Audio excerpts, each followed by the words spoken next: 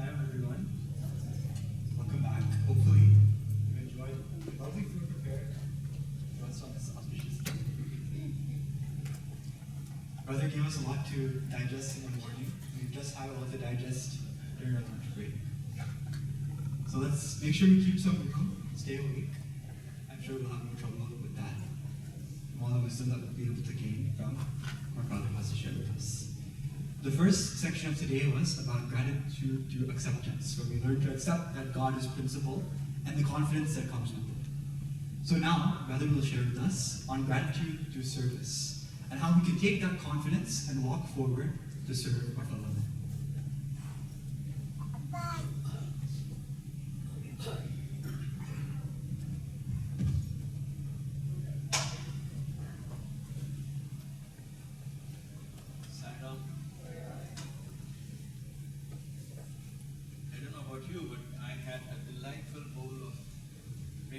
Salad, topped with berries and nuts. So that's going to keep me awake. And I hope your food keeps you awake.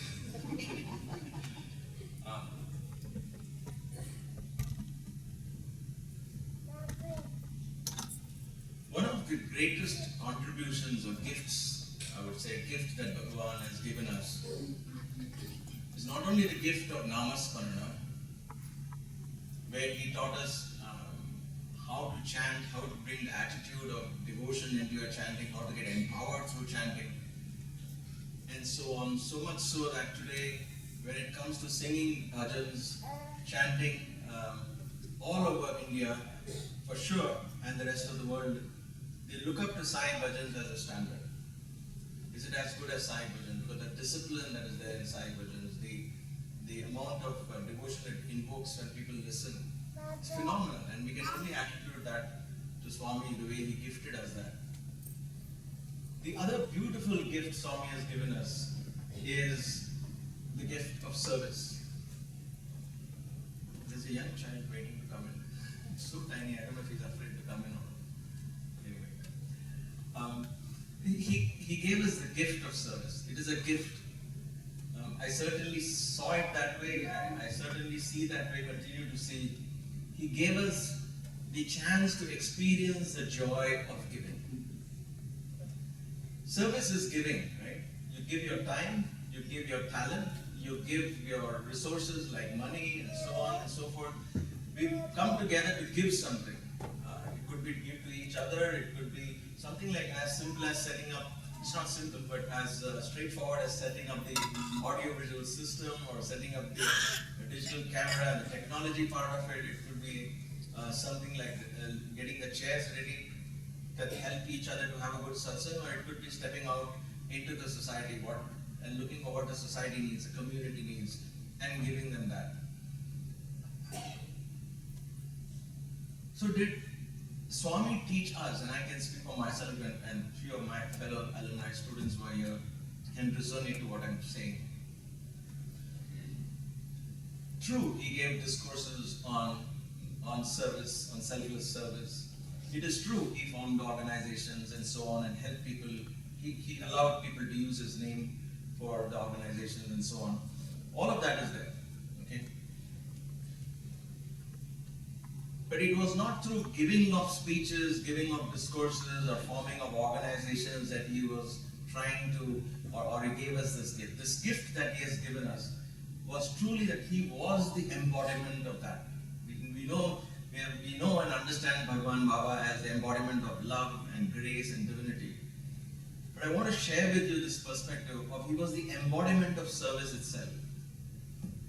He wanted to give. It is almost the day. At daybreak, his only thought was, what do I give today? And he stepped out to give. And his giving was nothing short of excellence. Every step, every act of giving had a signature of excellence in it. And I think that is what he inspired and continues to inspire us to bring into what we call service.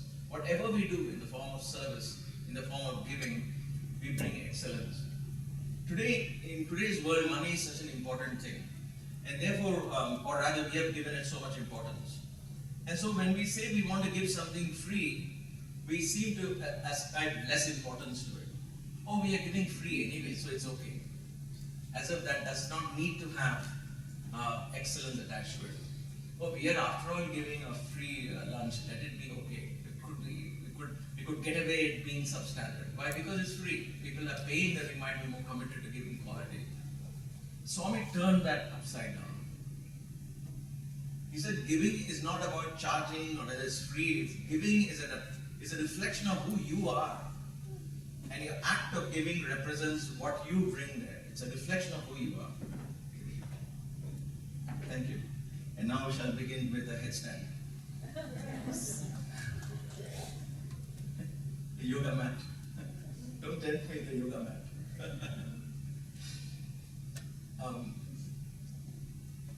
Let me start with a small anecdote. Many years ago, in the beginning, about 82 or 83, I'm not able to again get the exact year, there was a lot of floods in Gujarat. And entire cities and towns were wiped out. The Swami said we should send clothes. So he had sent word to Anantapur girls to bring clothes. He sent hostel boys to give clothes. And so we did. We said, oh, we must give Swami. Swami has asked us, so let's fill a whole big bag. You know how it's numbers the game, always number games. How much more we can give? Get every boy to give something. So we filled 2 sacks of it and sent it to Swami. 2 or 3 days later, Swami called the senior boys. And we got a taste of what Swami thought about our gift. And to me, that is a beautiful, beautiful lesson. For the very first time, I began to change my perspective about giving. He called us and he said, Swami told you all, and you all gave so many clothes, but Swami is very sad. I am very hurt, Swami said. And we all said, no, Swami, no, why, Swami? He said, people have lost everything in a flood. You think they will be happy getting your pajamas and your underwears and your banyan? He looked at one by old track pant you gave with paint and all on it. You gave old pajama. You think they're going to wear this and be happy? Is this what you learned from Swami?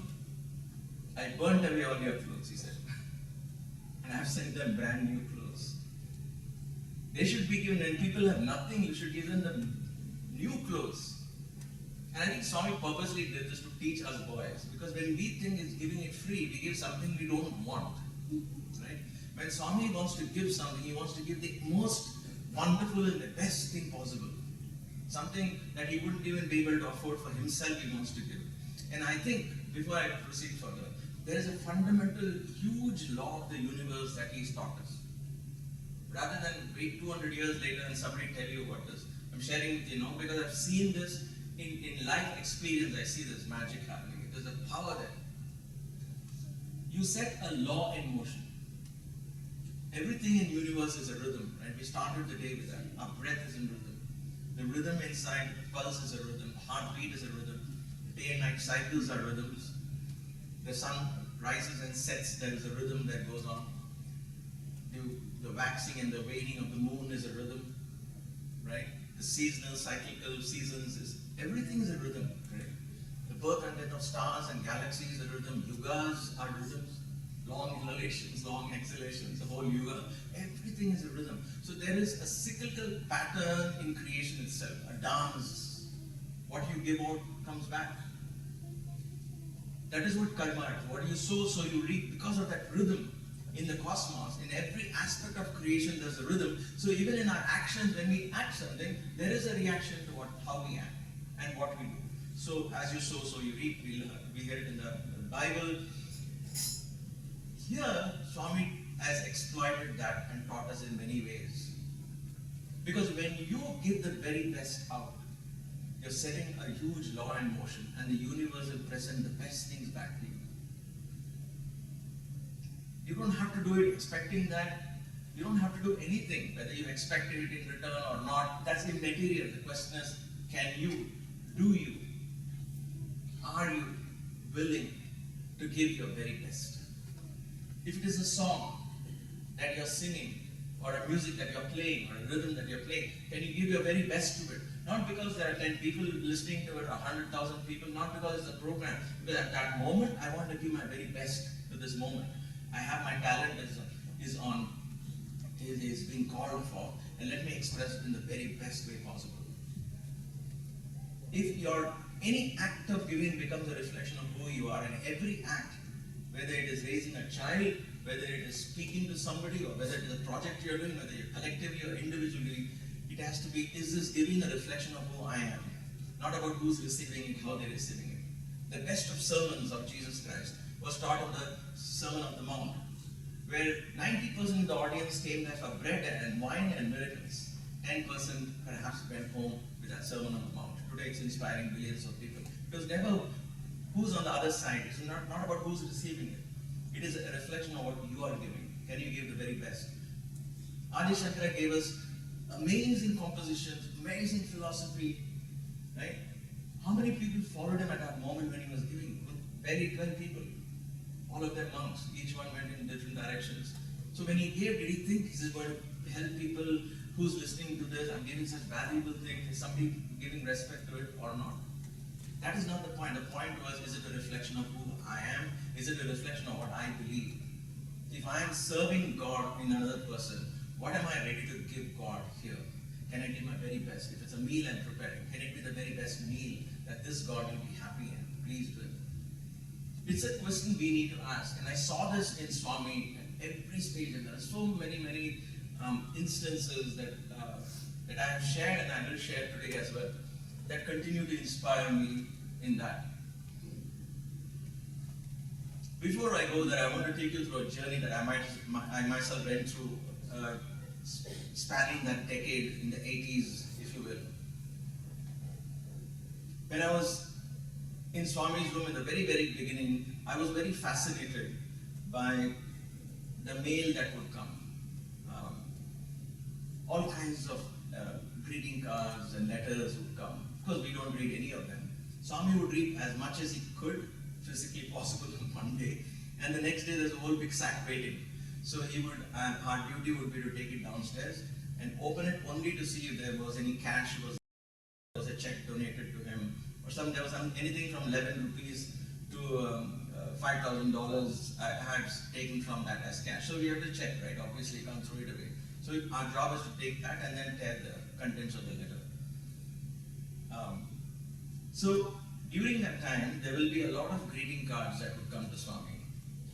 We say greeting cards, but beautiful cards giving to Swami would have so much more depth in it, right? People would write not a simple happy birthday or something, but there will always be very beautiful prayers written on that, quotes written on that.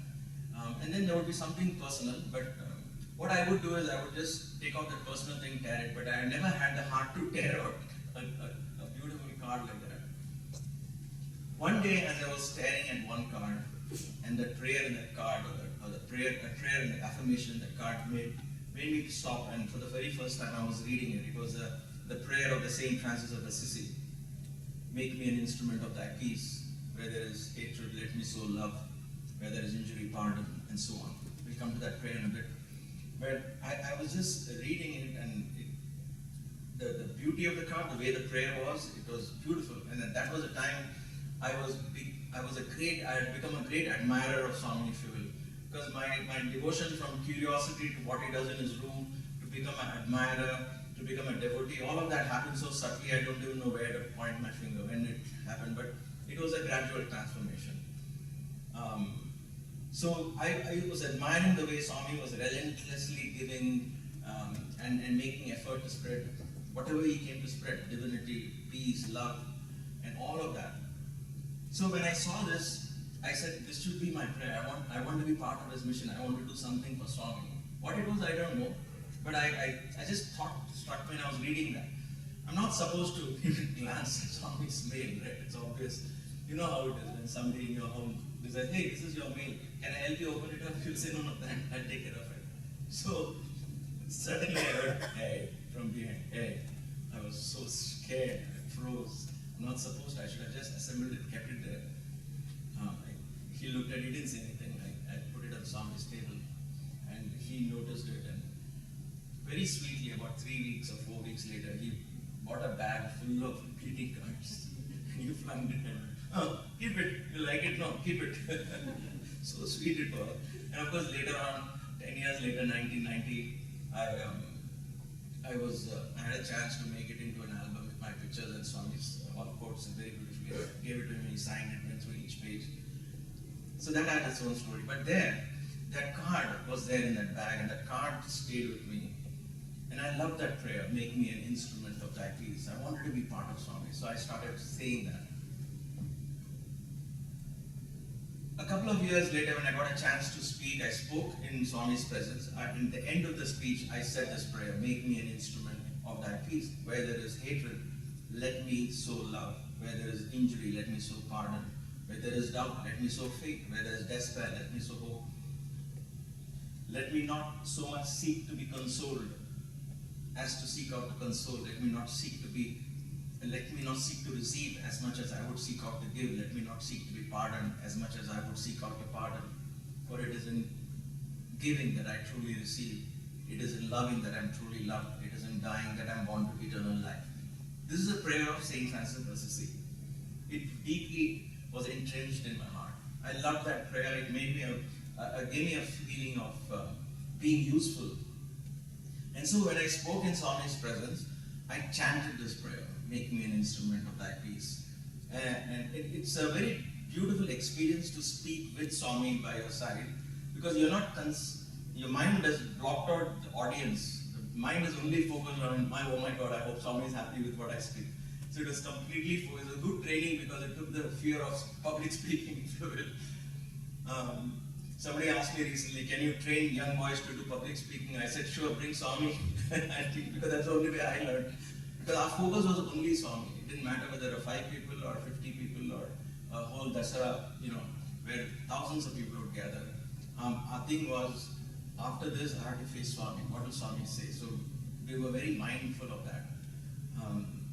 Anyway, so when I spoke this, I went and took Namaskar. Swami was very happy. He called me to follow him after the talk. Then he asked others, how did he speak? And Swami was very thrilled. And so for me, because I said it in Swami's presence, I said, this should be my prayer from now on. I kept praying throughout for the next few years until the second stage came in. He taught me a little step more.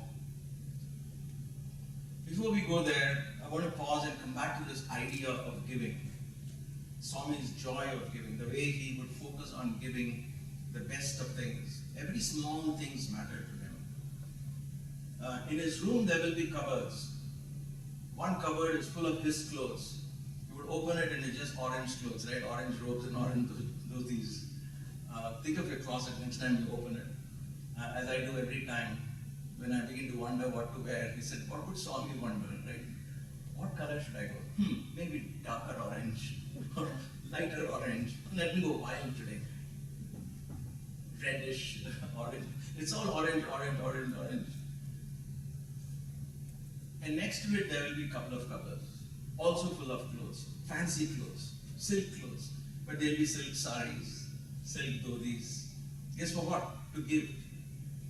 Rest of his entire 90% of his storage upstairs, the mandir, it always looks like he's always ready to move somewhere. It was all boxes, boxes, boxes, very neatly organized though. It's not an excuse for it. It was not untidy, but it was all storage. And all things that devotees would donate to give, Swami would accept it, as a father would accept it from a child. He wouldn't say, I don't want it. He said, no, keep it. It will all be there. Swami will find occasions to pull out something and give. So we had the chance of Swami calling us so many times before Dasara, and he'd say, okay, bring that box, bring this box. And he has an uncanny memory of what is in which box. So we would open it and say exactly what is inside that. And he would pull it out, and if it is good, he would say, okay, keep it aside, we will give it. It was always about so focused in about how do we give, how good it should be. It was never to get the recognition from somewhere out there. It was who Swami was. I still remember many years later, and I say this so many times because I still can't get over what Swami did. It was a drama practice, and the next day was a convocation, November 22nd. It was a world conference, so Swami had asked us to do a good play. We were ready with the play. November 21st evening, he came and saw the final rehearsal. He was getting into the car. I went and stood by the car just in case Swami had any last minute instructions. I was waiting. I opened the car door for him. He got in. As he got in, he noticed a small, tiny little hole in my shirt, in this elbow place. Then he noticed he tried, he poked his finger, he said like this, how could you be careless?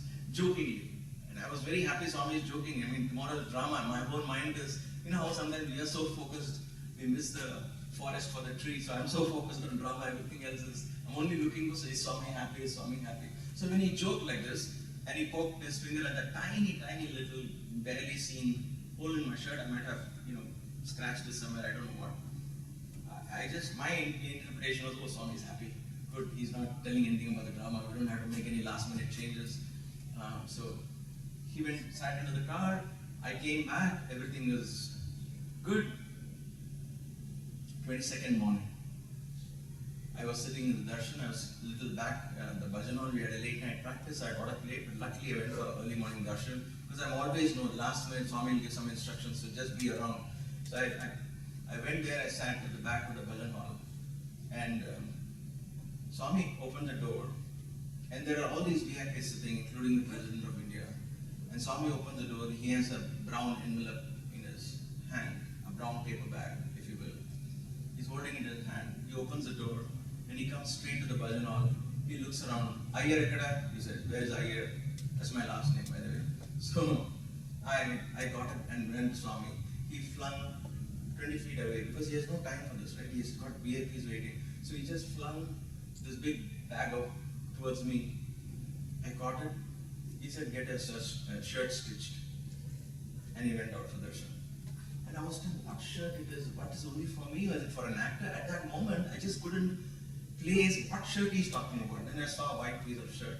Then it struck me, oh my God, this is a response for that little hole in my shirt. He said, go get a shirt stitched. A tiny little thing bothered Swami. A tiny little thing.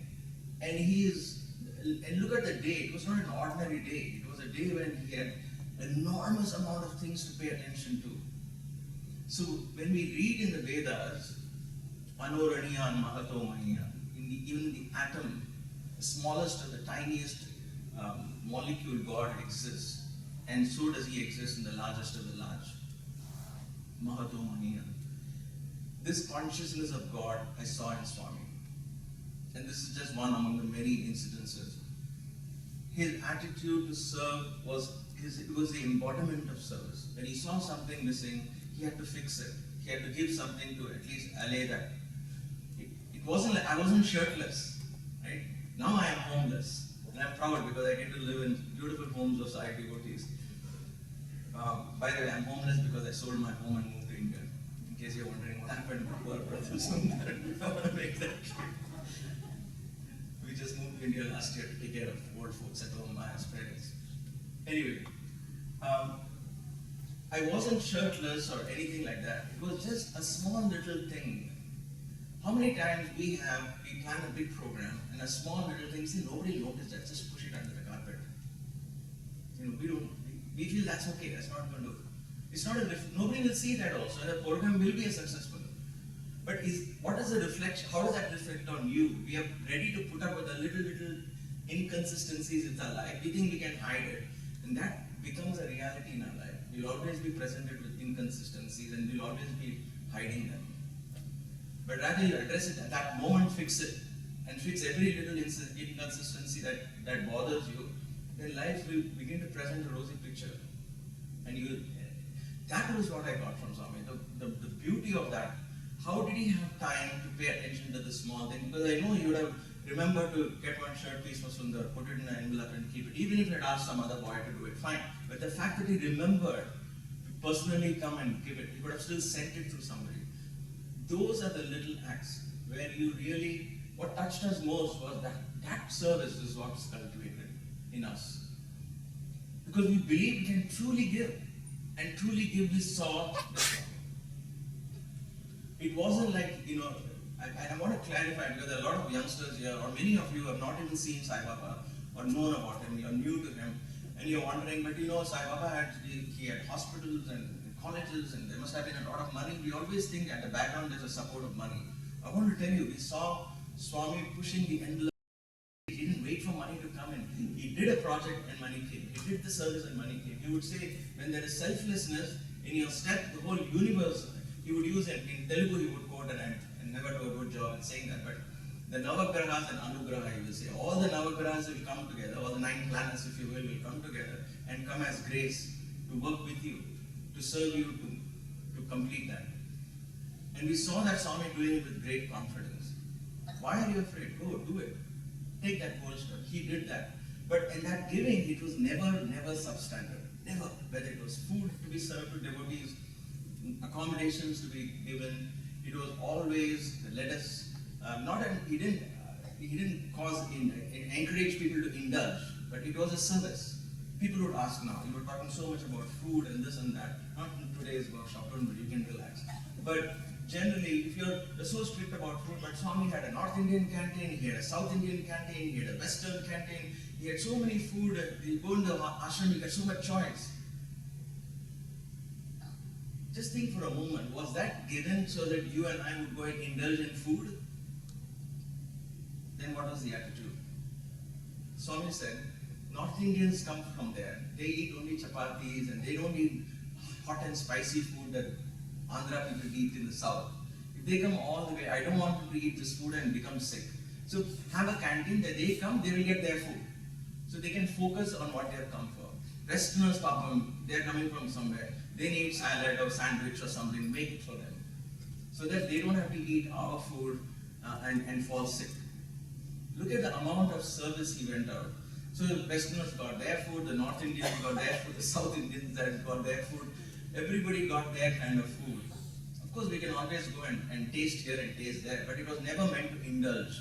Never encouraged you and I to indulge that way. So Swami provided, he went out of his way to serve his devotees. Who serves more? We are serving Swami. Let me burst that bubble. I don't think we are. We're using the opportunity he's given us. But he served us. He served us. Even greater than we can ever dream of serving him. He served us with the highest knowledge. He was there ready to help us at any given moment. I always go back to my first lesson I learned, but before I go there, I know that's half story pending, so let me come back to the second stage.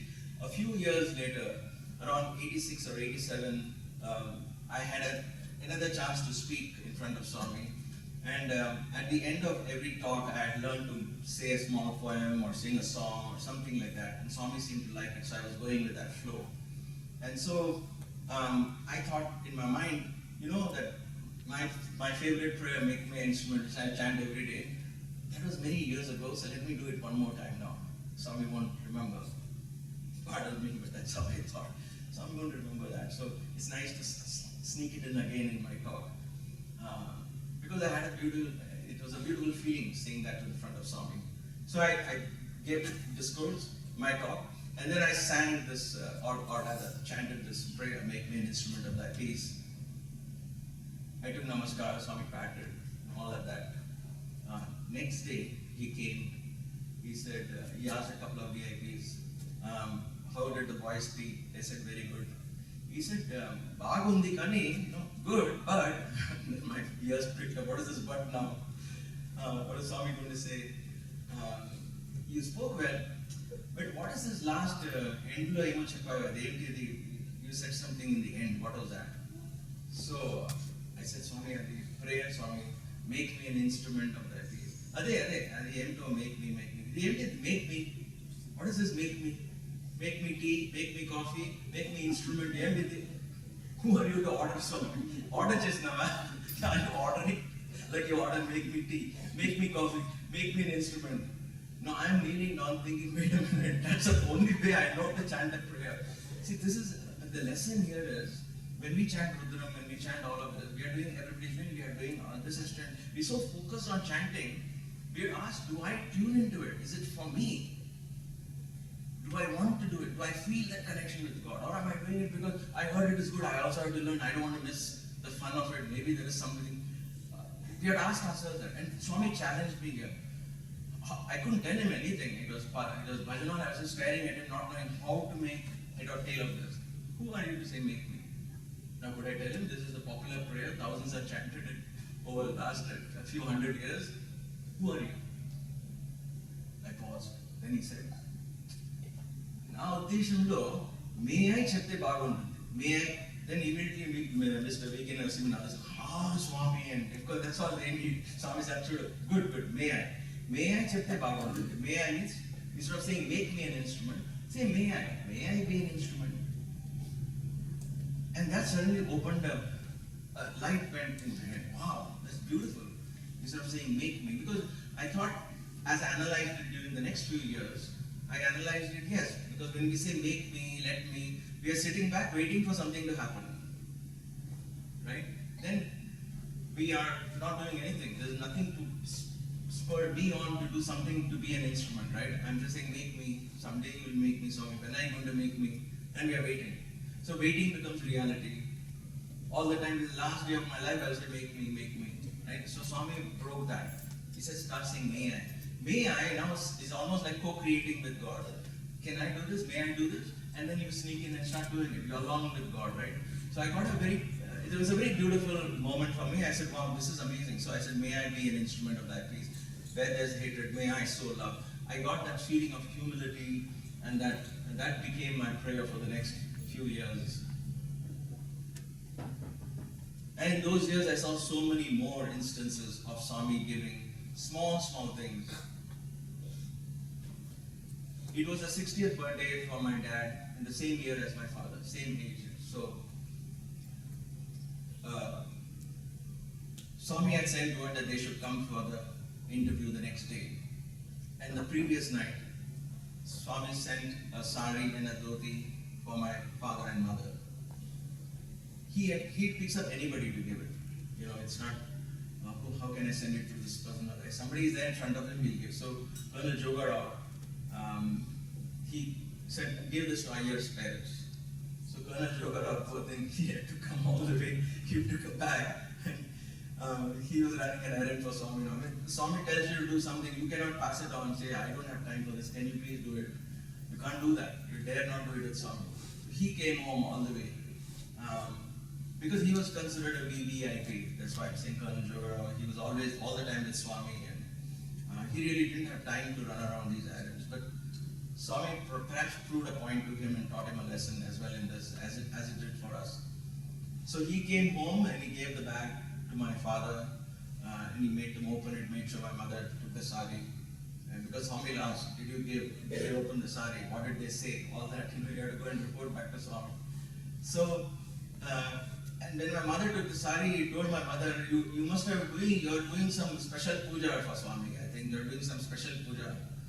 And my mother was embarrassed. As it was Colonel Jogarao. He said, please come in. And he said, no, I will just give it and go. And then him saying this, he said, no, I don't do any special puja. Why are you saying this? He said, no. Your dhoti Swami picked up and gave because it was all white. He opened the cupboard for your sari. He's looking at the sari collection and saying, Sunder Iyer's mother is my skin color. What color will suit her? My skin is dark like that. So what color will suit her? He's picking color that he thinks might suit my mother. Just imagine how much of, why would Swami have to do that? Now in case some of you are thinking, no, we're not millionaires or great donors, nobody. The act of giving was so important to him that if he was going to do it, I might as well give my full energy to it. Full power. You know, when God doesn't demand power, we have to learn the attitude from God. He brings a power into every act. He brings devotion into every act. He brings service into every act. There is really no line where he says, just give some sari, it is okay, that why you'll be happy. I would still be telling a story with equal enthusiasm, but this takes it to a whole different level. And I ask myself, as I urge you all to ask, when we give something, do we give that with that feeling? Will this be really useful to them, or am I giving it away because it is no longer useful to me? That's the question, $1 million question. When I give something simply because it's no longer useful to me, I receive things from the universe that is no longer useful to the universe. So trash in, trash out. Swami wants us to understand this principle. It's a very empowering, powerful principle. So if your youngsters are asking me, what do we do? I would say, don't chase success, chase excellence. Success will follow. always chase excellence in every act of yours. Whether it is a practice session you're doing, practicing your music, or practicing a chant, or you're just doing your homework, give your very best to it and watch how the universe will come and continue to help you develop that excellence, take you there. Challenge your excellence. Be excellent every day, better than the other. You be your own competitor. Don't worry about others. And that expanding the capacity to give brings, the universe gives you more so that you continue giving. Swami would always tell us this. I found it difficult to accept it then, but now over the years I've learned of this. He said, be like a river. Don't hoard like a well. He says, however big the well is, however big the lake is, sooner or later the water is stagnant. It cannot be good for drinking. It will be unfit for drinking over a period of time. Be like a river. Let it keep flowing. You own nothing, but you're just giving. The more you give, the more the universe will continue to give. And the joy comes through giving, through giving, through giving. Everything is added on to you when you give your life to God. When I was 17 and I said Vinod Khanna was my guru, right? I was so fed up with my family, upset with my family, for whatever reason, all teenagers, we are all rebels, right? I shouldn't say all, at least I was one. And so I wanted to do something just to be different from my family, going to be away from my family. And there was so much pujas and all I was raised in. I wanted to do something so wild that I wanted to join the Film Institute. I was good in acting, I wanted to act, I wanted to join the Pune Institute, and my whole family was aghast with that idea. You know, my mother said to you, even in your dream, don't tell in front of your father, he'll kill me. She was afraid of her skin. The whole family, what is that film? Nothing wrong in being an actor, by the way. But at that point, I just wanted to be different or whatever it was. That desire. What happens to that desire? When I went to Swami and I started doing everything for Swami, he gave me so many chances to act in the play, so many dramas to write, so many characters and roles that I did. I acted my heart out, if you will, and in his presence, he laughed back at me, he scolded me after acting. I acted as a rowdy, I acted as a pundit, I acted as a school teacher stuck on a chair. Every single desire of yours is fulfilled when you desire to serve. You serve the Lord and everything shall be added unto you. Seek ye first the kingdom of God and all of these shall be added unto you. Every single desire. You may think this is not a spiritual career or that's spiritual or this is our way of demarcating it. With God there is nothing like that. You give your excellence in whatever you're doing. Be the best politician if you are. If politics is your passion, be the best businessman if business is your passion. As long as you follow your dharma, your conscience, and you're absolutely, you're adding value to the society, adding value to something, know that at some point your life will find this very thing as a reason for your soul's fulfillment. You are actually fulfilling a great destiny in following what you believe. Let me give you an example. My father-in-law, many of you seen him last time he was here. He was a fighter pilot. He's now the oldest veteran of Tamil Nadu. And so he was a fighter pilot. He fought the 69 war, 71 war, and all of that. His passion was flying.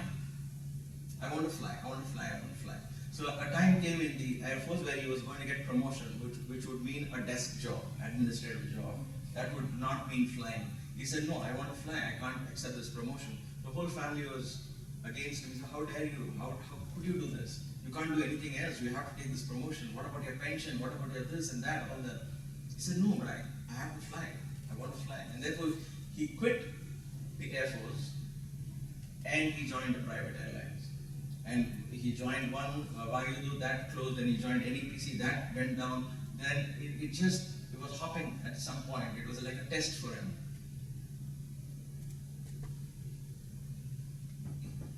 The reason I'm saying is you follow your dream, your passion, right? He loved flying. He said, okay, I'll just go on hopping jobs if I need to. As long as I kept flying, I'm okay. No complaint at all from his side because he loved flying. And then came TVS, the TVS company. Venugopal came in the picture.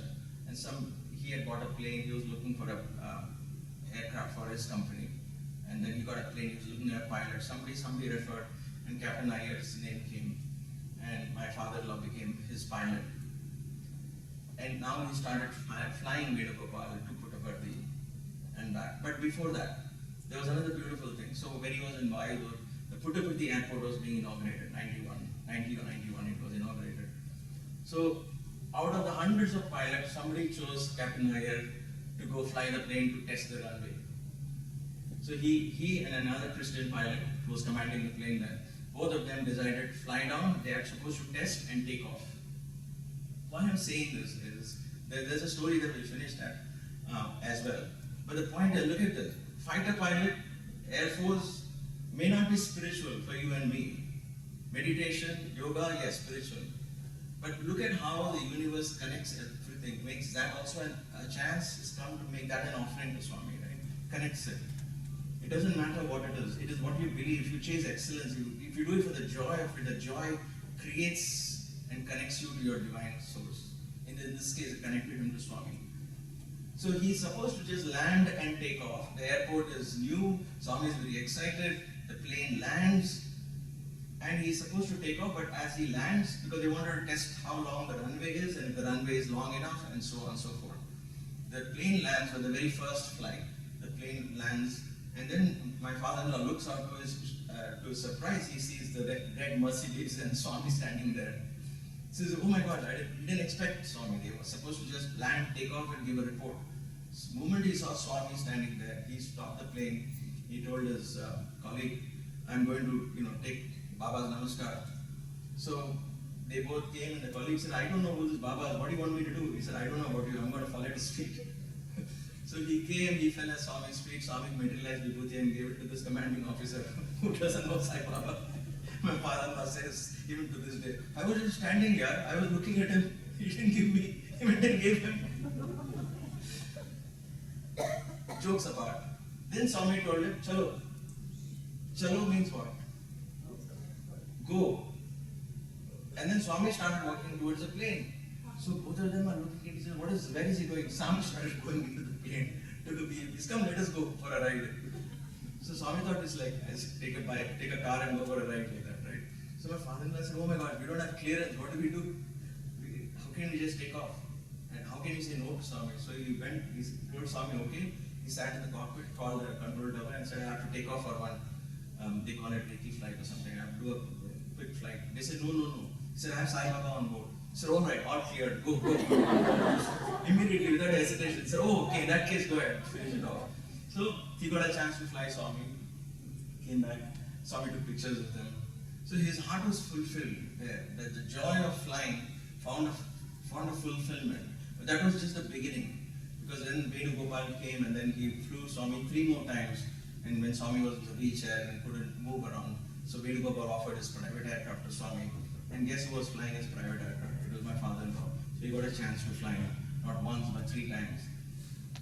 To me, that's a very powerful lesson. He didn't pray that he wanted to be Swami's pilot. None of that. It is just you focus on what you're doing. Give your very best. Excel in what you're doing. Whatever it is, the universe will say, okay, he's fulfilling his or her mission, and let us give that soul complete fulfillment. And you will find in some form that will flower out in ways you can never imagine. The universe will use you as an instrument to take that to others. I know devotees here who deal in financial mergers, and they are financial economists and dealing with multi-million-dollar mergers in companies. I met one devotee. He says, I don't know budget, I don't know your meditation thing. I know one thing. I help youngsters develop real good business class. If they pass my test, they can get anybody to do venture capital for them, because I grill them. I teach them how to do it. That's my seva to Swami. I want to make them strong, confident people. So he found something which you and I would term as material. He found a reason to let me share this knowledge with youngsters and help them succeed in their life. So there is always a reason where your talent, your resource, whatever you have, you can make it a divine offering. There is no such thing that I should be only part of A organization or B organization, or I should do only this is called seva, this is not seva. If you're looking for a career at this point in life, do it with your best interest. I mean, do it all the energy that you have. Provide, be the excellent programmer if you're a programmer, a leader, a team, whatever it is. and watch how the universe will take you heights. That's what is driven about, unleashing that energy by focusing on excellence. But we are taught to focus on success. In other words, projection. Social media, project as if you're doing this. Project it in your resume, project here, project that. That might have short-term benefits, like you can just win over an interview and get a good job because you projected yourself as a good. That's good, but after that what? You'll be stuck because you only learn to project. What you are is not being reflected. What you're projecting is reflecting, and what projected doesn't last for long. Sooner or later, the battery is going to die, and you'll get stuck in where you are. So for most of us, what happens? Life just becomes normal because we have learned to project success. But what if you're truly chasing excellence? Success will come behind you, and that's what I saw in Swami. He didn't have to chase excellence, not chasing in that sense. And that those words apply to us, I guess. For him, it was just every act has to be a reflection of that. And it truly was a reflection of who he was. The fire incident is something I tell everyone every time. It's only for this incident. When I was new to Swami, when he would say, I'm an embodiment of love. Call me anytime, I'm always there for you. I said, what does that even mean? I didn't understand. What is embodiment of love? What is love of 1,000 mothers? These are all nice terms to hear, but what does it actually mean, like in Swami's? I didn't understand. But when the inauguration of the hostel happened and I had a chance to know Swami, this is even before I was in his room, it was my first thing. I wanted Swami to ask, who are you? Where are you from? What is your name? That was my only desire, because he didn't know me. I didn't have a family background of Sai devotees. There were only 60 or 70 of us. How does Baba get to know me? What is it that I have that I can offer? When the hostel inauguration came, what did we offer? Gymnastics. How can gymnastics be connected to spirituality? Bhajans, yes. Veda chanting, yes. Gymnastics. So the whole ashram people scratch their head. What do we do with this bunch of youngsters come from Bombay and Delhi? They're all very unhappy about this. They said, no, this is ashram. Not only gymnastics, Bhangra dance. That was like blasphemy for them. Bhangra dance. Dancing. But we prayed, please Swami, can we do this? All we know. And look at him, he accepted that, right? So the act is not important, the attitude behind us is important. And we did that. In order to please Swami, we practiced hard, we offered the best. In that gymnastics, I had to jump through rings of fire. Not one, I practiced and I jumped. I was able to jump through 3 rings of fire simultaneously. I wanted to wow Swami. I wanted Swami to say, Abba, who's that boy? Because I really wanted to attract his attention. The last day, on the day when I performed, when I went through these rings of fire, it was so hot that the first 2 boys let go. My shoe hit the ring, and I landed on the ground with the ring of fire around my body. I could have been very, very badly burned, to say the least, at that moment. This is happening with 200-300 devotees in the hostel quadrangle. And all the lights are off because we wanted the effect of the fire. So everybody's eyes are on me. Swami's eyes were on me. I came running, as I was running, as I learned later, as I was running towards the 3 rings of fire, Swami was on the opposite side of the jula. He jumped from the jula and he started running towards me. Because he knew something was going to happen. And when I landed on the ground, everybody else was shocked. But there was one hand that pulled me out. It was Swami. He held my hand, pulled me, Bangar, I am there. And he started rubbing the sparks that were catching up, and then I took namaskar. I was very embarrassed, very ashamed, but then I was very thrilled that he came. He pulled me out and he gave me namaskar. Next day, of course, he asked, where is that fire boy? And I went, fire boy. I was then known for a few days after that. He asked my name, and that was my first encounter with the highest kind, if you could. That day I knew that Swami didn't have a line to draw. Service. Where does one stop? So he has silk robes, silk dhoti, and he's running towards fire. Would you ask yourself if you're in that position? Yes, if it's your own child, yes, you will do anything. If it's somebody you know very well, yes, spouse, child, me and mine, yes, I will do anything. Somebody, some crazy guy jumping off the rings of fire. You're sitting and watching. He sent word to somebody, tell him to stop. That person didn't reach me on time. And so for him there was no line. Anything at that moment, help is needed. If nobody's able to do it, I will go. And he comes and he pulls you out of the fire. no thought of his own safety. That day I learned there is no line for service. Where do you stop and say, no, not beyond this. This is enough. For God it's not. And when we cross that, fearlessly, cross that boundary which we have set for ourselves, go into that unknown territory of giving selflessly, not worrying about what will happen to me. The I is completely abolished there. At this moment, this is needed. Let's do it. And if there's resources available, put it and make it happen. That's it. If that happens, what's the magic of God? How you unleash the divine energy. The blessings come in ways you can never imagine. There is no doubt about that in my mind today. As I learn this, focus on giving. Focus on giving your very best.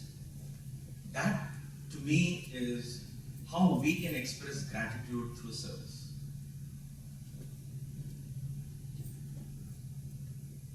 I saw people, and so did my father, people like Kutumrao Garu, Chiranjeev Garu. Nobody liked them in the ashram. They were very, very, very strict about discipline in the ashram. They would only talk to Swami and never socialize with people in the ashram. Never, because their job was not to make friends in the ashram. And so nobody liked them, but some of us who knew them, saw them, the inspiration it's so inspiring to watch how devoted they were to Swami. For them, service was literally in spirit and in flesh and blood and everything. Kutumrao Garu, for example, he had throat cancer. He would come out to the office and he would actually spit into a bucket blood and drink some water and go back and do his work and go to Swami's room talk. Never once did he ask Swami to cure him. Never once did Swami give him prasadam to cure him. His only prayer was, I should serve to you till the last day. And he did it.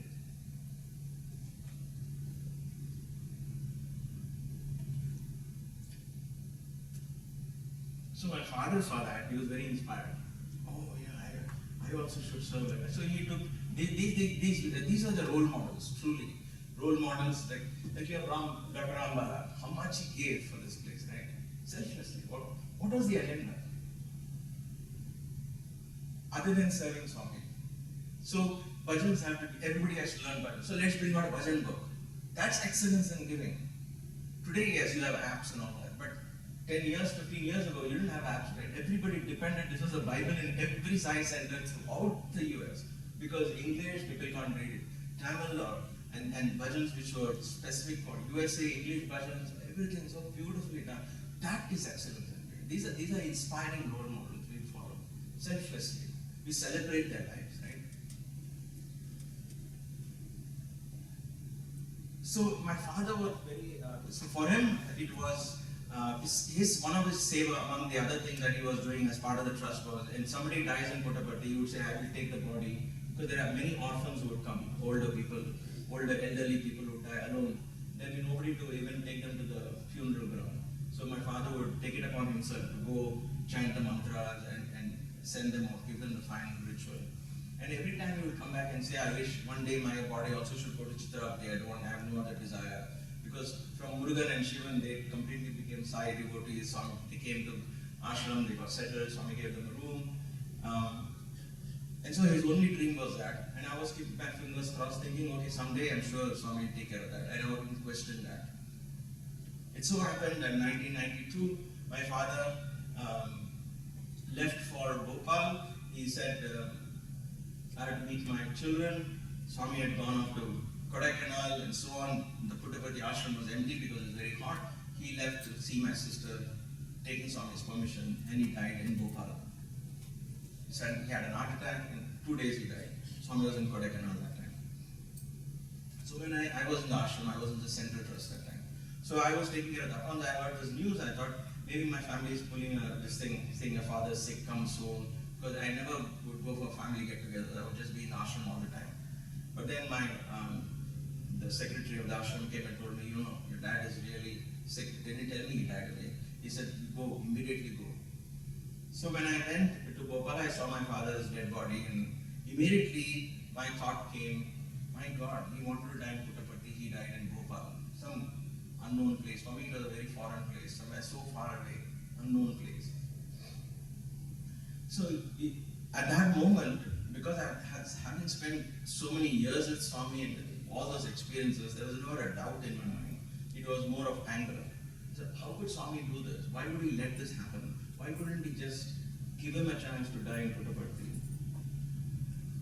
Why would this happen in Bhopal? That was the first and the only thought which came to me, and I couldn't reconcile that. I was so annoyed, if you will, that somebody said, don't you have to write, send a telegram to Swami and inform Swami. The secretary of the ashram asked me when I called him, do you want me to inform? Do you inform? I said, don't need to inform anything. Just leave it. I said, when I go after that, 2 weeks after doing all this rights, I'll go, I'll see something. I didn't feel like talking to Swami, if you will. Because I couldn't reconcile why would, that's a simple desire, why couldn't it happen? And there is a lesson at the end of it. Bear with me here. I'm only pausing and sharing these because we come across moments like this, right? We do something and then things don't happen. We wonder, what's the use then? Why do this? And we question Swami. And for me, I tell you it's okay. Question them, get angry with them, it's okay. Because there is a learning there. Each one of us has to process it in our own way. So at that time, I didn't understand what, why, or how this happened. As I come back after 2 weeks, it was May, first week. By then, Swami had returned to Vrindavan. I came to Vrindavan. Swami was very gracious. He came up for darshan. He saw me. He came straight to me. He said, "Come, take namaskar." I took namaskar because I know he knows it. He knows it. So I took namaskar. Then, by the time I finished, I looked up. His eyes were bright. Again, that childish look, you know. It was Swami's bright eyes. But Pillal Chappara, Pillal Chappara. Yes, no. Have the boys told you? Have the boys told you? I was like, told me what? Okay, wait, I'll come. He said, okay, I got something to tell you. And he walked out for darshan. So I was wondering, what is he going to say? What is the boys telling me? I didn't understand. So one MBA boy came to me and he said, Sunder, sorry to hear about your dad. I said, thank you. And he said, what day did your father die? I said, November 19th. Sorry, April 19th or 20th. I mentioned the date and then he said, what time was it? I said, about the afternoon, 3:34, why? He said, no, just look at my diary. And he opens his diary. And he says, you know, Swami was talking to us on that day, afternoon. And then he suddenly paused. And he asked us, how many of you know Sunder Iyer? He paused and looked up. And then he asked, how many of you know Sunder Iyer? And we all raised hands because they all knew me. And he said, his father, Dandapani, just reached me, my feet. So I was stunned to hear that.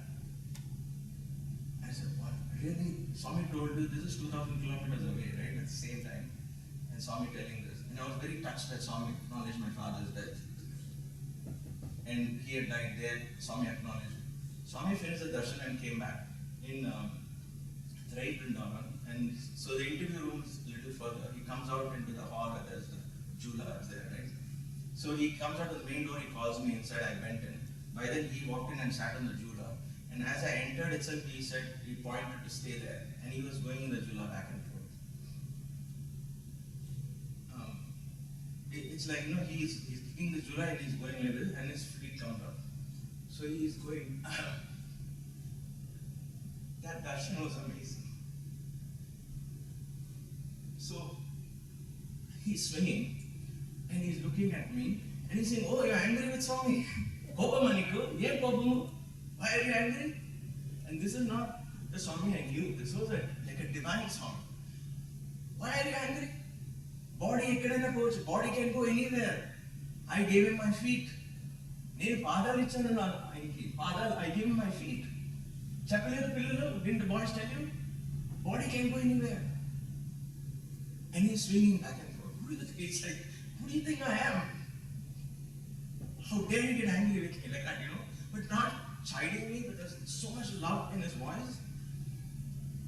And then he's asking, Enduku telsa, enduku padani ichanu sir? He said, why do you think I gave him my feet? Seva chesaru. Swami seva chesaru. He served me. That's why. He served. Service. One greatest gifts that Swami has given us. A chance to serve, a chance to think more than I, me, and mine. So if you're passionate about something, you do something so well that you get a chance to offer it. And people are like, Akhil plays the drums so well. I say drums so everybody understands. I know it's Mridangam. Sai Krishna plays the keyboard so well. In that joy of that practice and the excellence what they offer, don't we all get to benefit by that? They're not sitting and thinking of this as a selfless project. They are just working and enjoying the act of being selfless and enjoying the act of being excellent in what they do. And in that excellence, we all get the benefit. And so it is with all our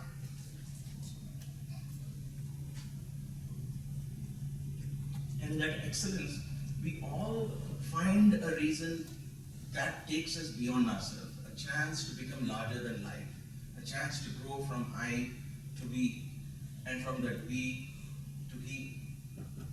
It is time we grow. In that service, there is love, there is unity, all of that.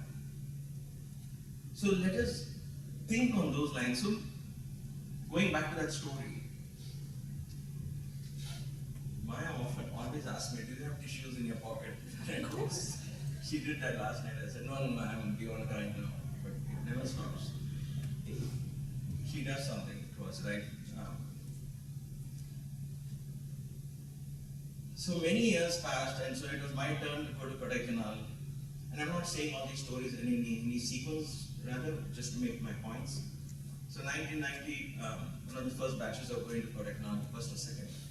So Swami took me, and about 60 days it was, every day I spoke in Swami's presence. So I was running out of matter, but I was trying to collect, memorize every single point I came across, I liked. I started saying that 20 minutes or so, I would speak, another boy would speak, then Swami would speak every evening. It was a small gathering in a room. He gave a chance, it was a divine opportunity. And so one of those days I said, wait a minute, I have my ace prayer. Now I learned it the right way as well. May I be an instrument. Which was my prayer. And I said, why not I share that now with Swami? It's time for me to place my ace card.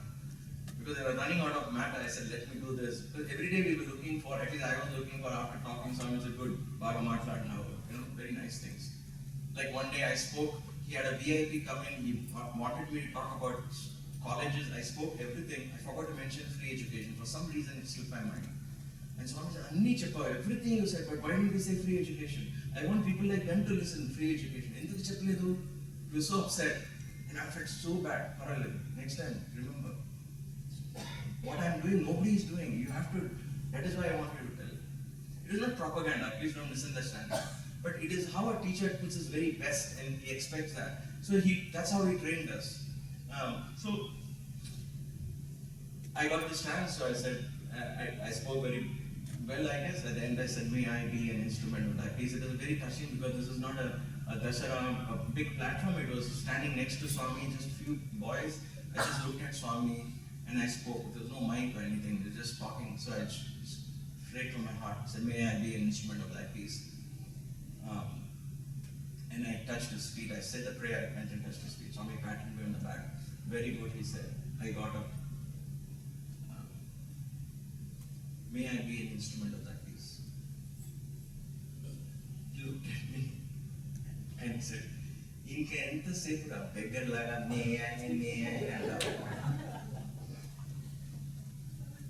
What that meant was, how much more longer like a beggar you're going to say may I. And just like you, everybody's laughed, and I was the only one not laughing. I was like, come on, God. You gave me this prayer, I can't tell him, you gave me this prayer. I just looked at Swami again, and see how he guides you through that beautiful journey. When I piece it together, now coming away from it, looking back, it's so beautiful. The journey of awareness had to happen that way. And beautifully Swami said, in this may I చెప్తున్నాను ఎప్పుడు I am అని ఎప్పుడు చెప్తావు I am an instrument అని ఎప్పుడు చెప్తావు ఎందుకు చెప్పలేదు why have you not told that when are you going to say I am an instrument of that view? How beautiful is that? How powerful is that? And from that day to this day, that's the prayer. I am. is hatred, I so love. Not may I, let me, make me. I am. We do it. We are. That's it. Let's be what we want to be.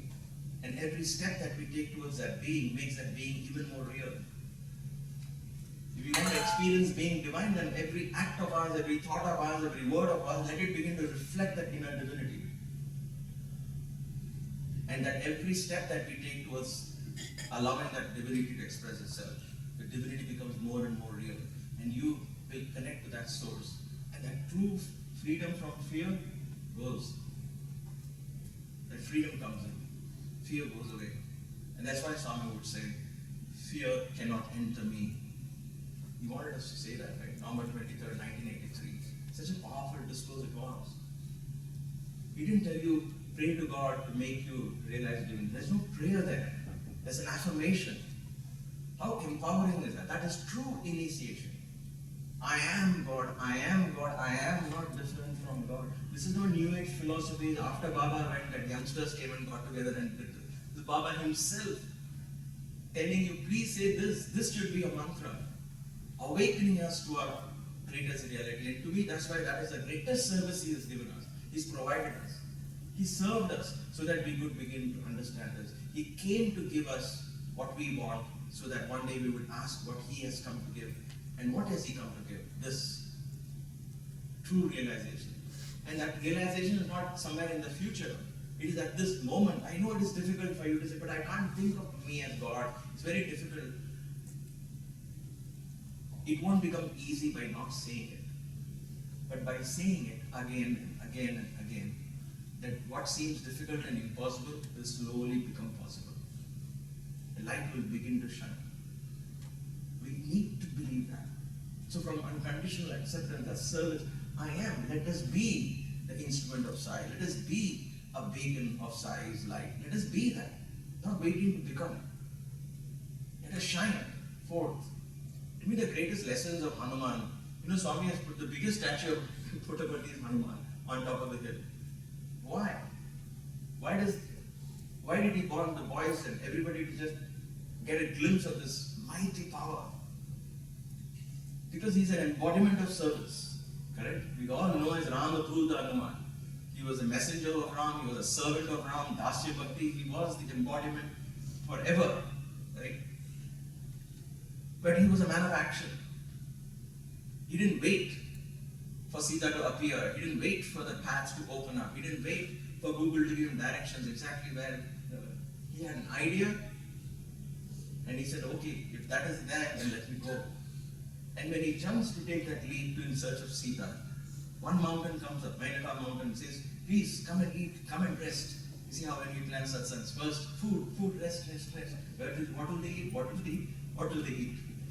So Menaka comes, the mountain comes and says, oh, please rest and go, please eat, I have food for you, I'm so grateful, please don't hurt me.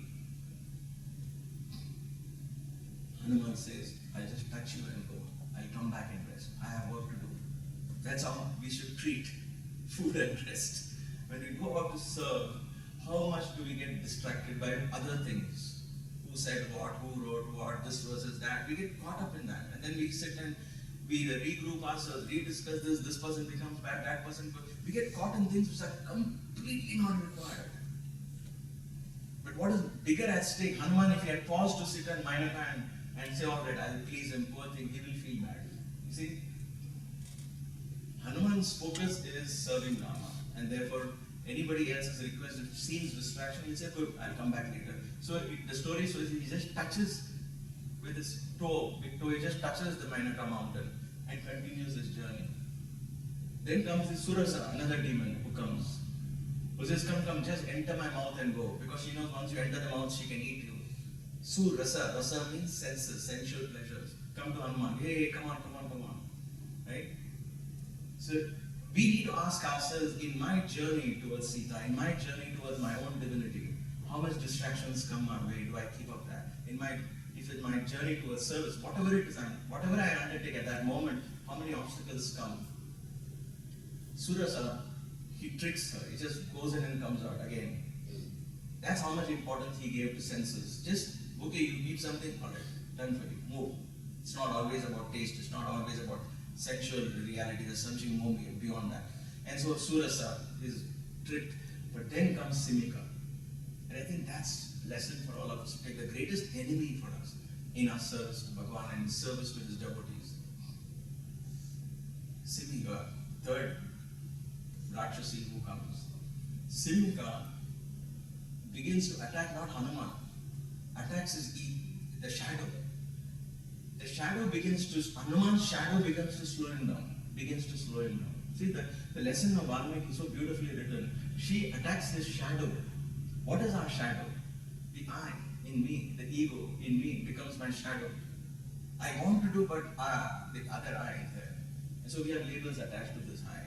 Where does this I belong to? X place, Y place, this one, that one, this fate, that fate.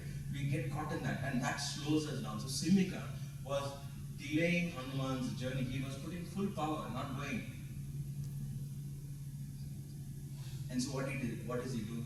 He destroys that demon. He goes into the belly of the beast and tears his enders apart. That's the only way to treat the ego.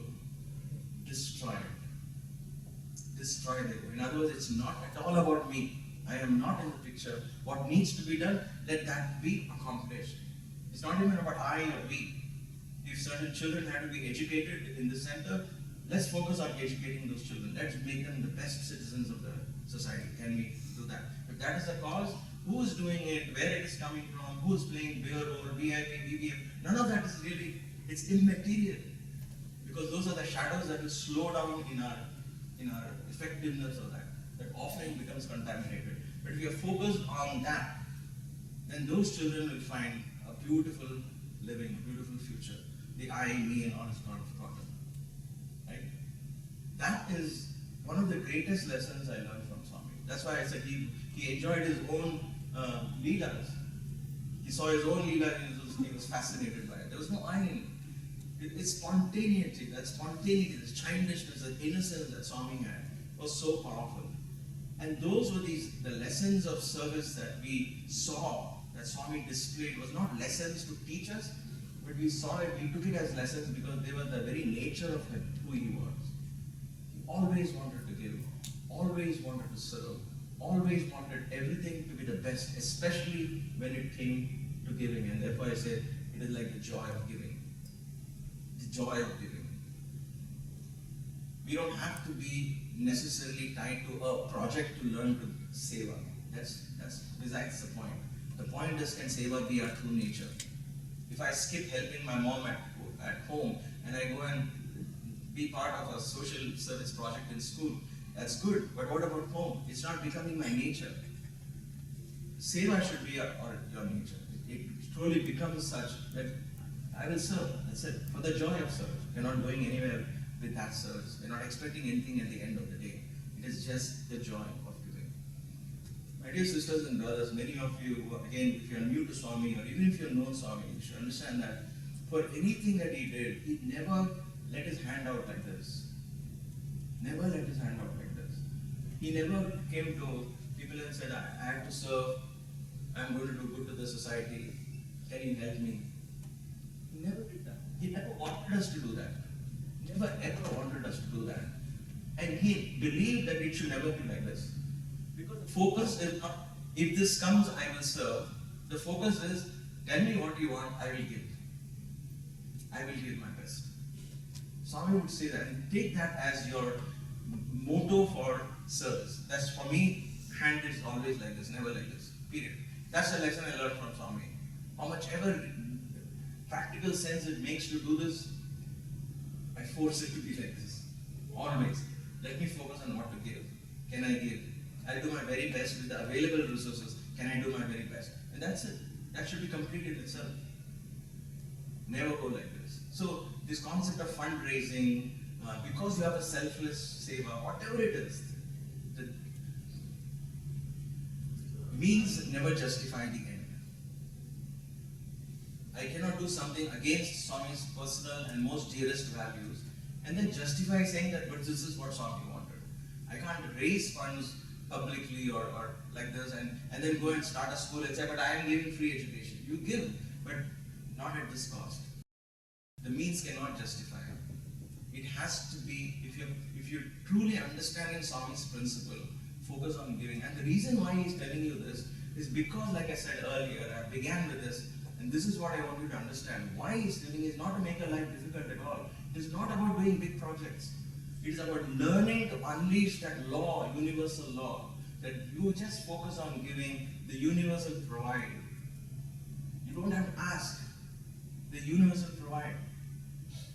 And that's what Swami did. At a young age, he stepped out to spread his mission. He didn't ask for supporting. He took the hitchhiked rides to Bangalore and Chennai. He went and started doing satsang. He went and met people. He was spreading mission. He was happy doing it. And the universe gave him more, so he could continue to give more. He showed us with an example of his life. And I think if we learn the joy and focus on the joy of giving, then the joy is complete in itself. The growth and all of that is our expectations to all of that is based on borrowed ideas. That we start small, we must grow. There's power in being small. If it's meant to be small, if it's meant to grow, it will grow. Let the universe orchestrate that. Let there be no I or we in that ultimate giving. Focus, the cause becomes most important. As bhajan singers, right? Bhajans are more important. So it was never, I never got a chance to sing, I had to sing. We'll always ask if there are any VIPs. If Swami wants really good singers that day, some of us will say, hey, all sing when today's VIPs have come. Maybe Swami will like to listen to you all sing. We'll all back out. It's not about us at all. It is about that moment, what will make Swami happy. That is important. It's not I have been the singer, I never got a chance to sing, I have to sing. It is never like that. It was never like that. In fact, if any of the devotees came, Delhi Nagaraj and all would come to sing new bhajans they introduced, we all boys will be thrilled. Oh, some new singers come, let him come, please come sing. We'll enjoy listening. It was always about that at that moment the cause becomes most important. The cause becomes most important. It's not about the person involved at all. It was never about the individual. Whenever our focus becomes individual oriented, know that the cause is suffering. If the cause is the most primal importance, then the cause will always succeed. Individuals come and go. And that is how it was with Sai.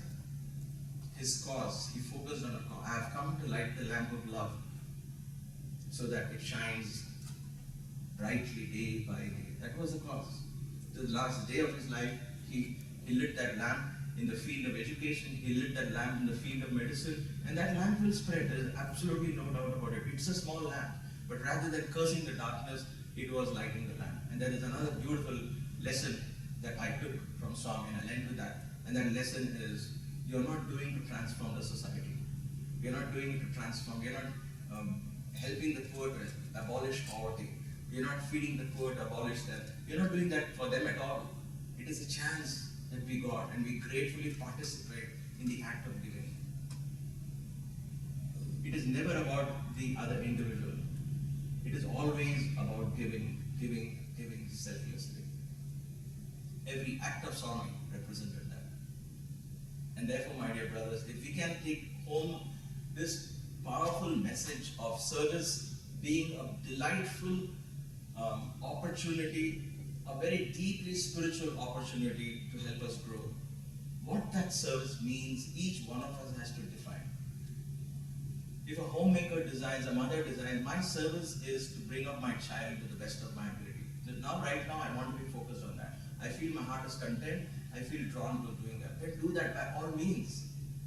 Don't ever feel that am I being selfish? What about the selfless seva? This selfish, that is selfish. No, there could be a Swami Vivekananda or a Buddha or a Jesus Christ that you are bringing up. Who knows?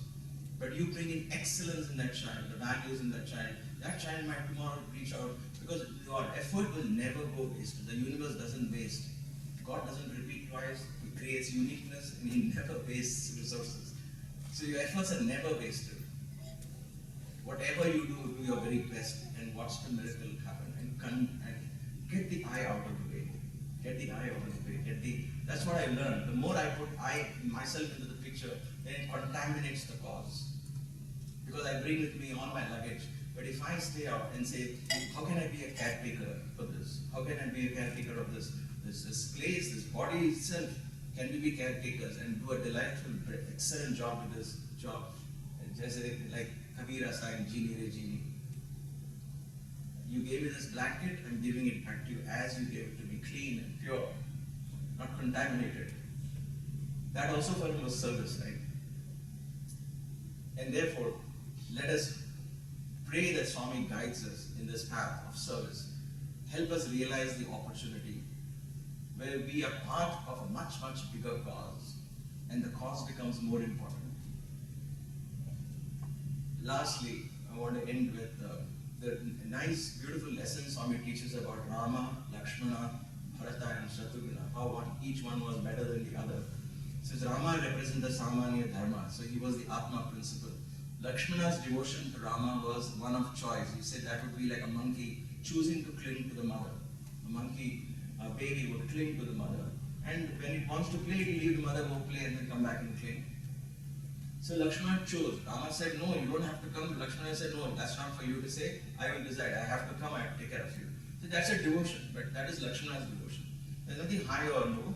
You said these are the varieties. So ask yourself, sometimes we are Lakshmana, sometimes we are Bharata, sometimes we are Shatrugna, and it's okay. He said Bharata was on the other hand. He said, whatever Rama says, I will do. I will not question. Even though I don't like it at all. He wanted to go with Rama. They were all such tight brothers, close brothers. Rama left to go to the forest. Bharata wanted to go. Rama said, no, why don't you do your duty? I can't run the kingdom. Please take care of the kingdom. At that moment, that seemed to be such a boring job. Rama is going, I want to be with him. Rama says, no, do it. And therefore Bharata says, give me your sandals. You run the show. In your name, I will serve. So Bharata is an example of complete surrender. Whatever Rama says, he does. Then Swami said Shatrugna, you never even hear about Shatrugna, the last brother. In the story, what was his devotee? What was his devotion? He says you don't hear about it because that's the most subtle, and the most subtle things are very powerful. He said Shatrugna wanted to serve the devotees who are serving God. So he wanted to stay back because he could serve Bharata, so that Bharata can continue to serve Rama.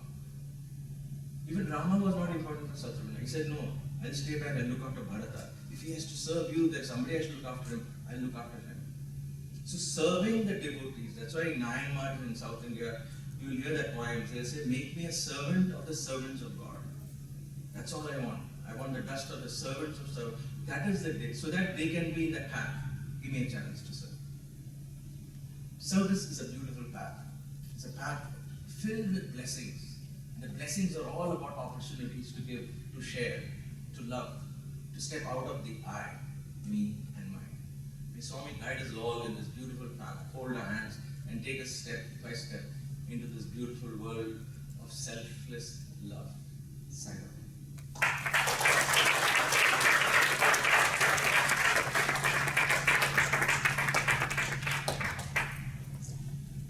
Thank you so much, brother. It's so beautiful to hear all your experiences, the love with which you shared them. You spoke so much about giving, and I think you gave us the perfect example with your talk just now, giving your own self to us in the form of these experiences so we can imbibe and get inspired by that same spirit of service. You reminded us that chasing excellence and ensuring that everything we do is a reflection of the excellence within ourselves is the most important, and that by single-mindedly focusing on that excellence and destroying or bypassing the obstacles like Hanuman, the entire world will move mountains to make us successful. But the most important part is that that service itself and the joy it brings us will give us that fulfillment. So thank you for those reminders. We'll take a short break for tea and some snacks outside, and we'll come back for the last section of our talk on devotion.